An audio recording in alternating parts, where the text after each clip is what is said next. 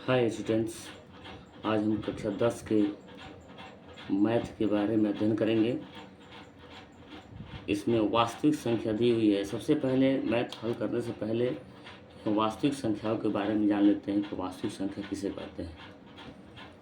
ये वास्तविक संख्या का परिभाषा लिखा हुआ है कि परिमेय संख्याओं एवं अपरिमेय संख्याओं के समूह को वास्तविक संख्या कहते हैं। जैसे परिमेय संख्या प्लस अपरिमेय संख्या बराबर वास्तविक संख्या, ये वास्तविक संख्या की परिभाषा। अब इसमें जो है कुछ ऐसे संख्या आएंगी जिसको जो है कि आगे क्वेश्चन सॉल्व करते समय उसमें ज़रूरत पड़ेगा। जैसे प्राकृतिक संख्याएं, यानी प्राकृतिक संख्याएं किसे कहते हैं, इसको इंग्लिश में नेचुरल नंबर कहते हैं। जैसे यहाँ पर 1 2 3 4 डॉट डॉट डॉट डॉट जितना अनंत तक गिनती आएंगी, 1 से लेकर और अनंत तक, उसे हम प्राकृतिक संख्याएं कहते हैं। उसे पूर्ण संख्याएं किसे कहते हैं, होल नंबर।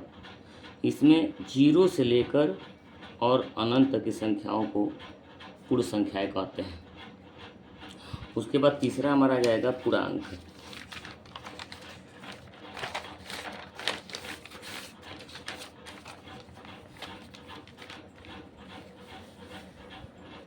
तीसरा नंबर पूर्णांक, इंटीग्रल इसे कहते हैं। माइनस इनफाइनाइट से लेकर प्लस इनफाइनाइट तक शून्य सहित संख्या आती है। और भाज्य संख्याएं किसे कहते हैं, ये भाज्य संख्याएं कह रहे हैं किसी संख्या के 2 से ज़्यादा गुणनखंड हो, जैसे 1 4 6 8 9 डॉट डॉट डॉट। ये ऐसी संख्याएं हैं जिनका गुणनखंड 2 से ज़्यादा रहती है। जैसे 4 लेते हैं, 4 का गुणनखंड 2 भी होगा, 1 भी होगा और 4 भी होगा, इसलिए इसके गुणनखंड 2 से ज़्यादा है। अभाज्य संख्याएं किसे कहते हैं, प्राइम नंबर। किसी संख्या के केवल 2 ही गुणनखंड हो उसे अभाज्य संख्या कहते हैं। जैसे 2 3 5 7 11 13। जैसे हम एग्जाम्पल के तौर पे लिए हैं कि 2 का 2 और 1 2 ही गुणनखंड होगा। जैसे 5 है, 5 का 5 और 1 2 ही गुणनखंड होगा। तो ये हो गया अभाज्य संख्या है। आगे चलते हैं हम।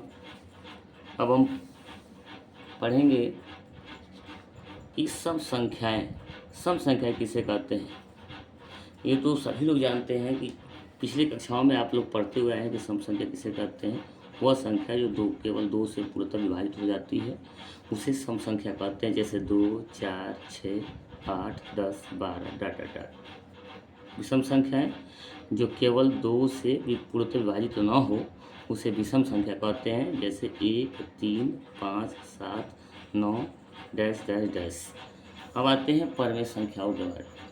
नहीं, परिमेय संख्या किसे कहते हैं, परिमेय संख्याएं जिन्हें p/q के रूप में लिखा जा सके तथा q = 0 हो उसे हम परिमेय संख्या कहते हैं।